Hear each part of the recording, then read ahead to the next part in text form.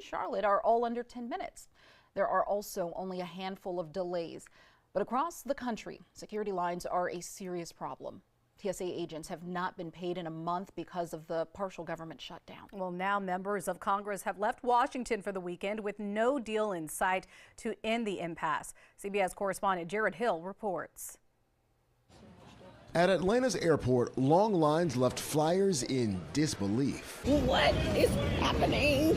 Staffing shortages shut several checkpoints in Houston and Philadelphia, leaving soon-to-be passengers waiting for hours. I don't know what the holdup is, but these people need to get paid. TSA says more than 10% of their officers called out nationwide Wednesday as they missed paychecks over a month into the partial government shutdown. We're 2 checks behind as of right now. Doing the job that we love doesn't pay those bills. Gratitude doesn't pay our bills. The gridlock at the airport, no match for gridlock in Washington.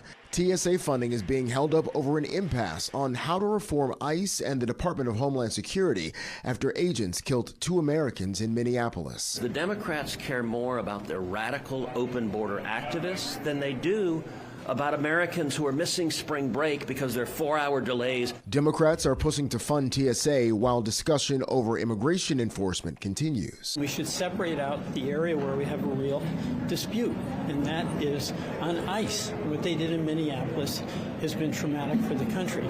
That's the only place where there's a division. We're just people that come to work every day to do our job, and all we expect you guys to do is do your job.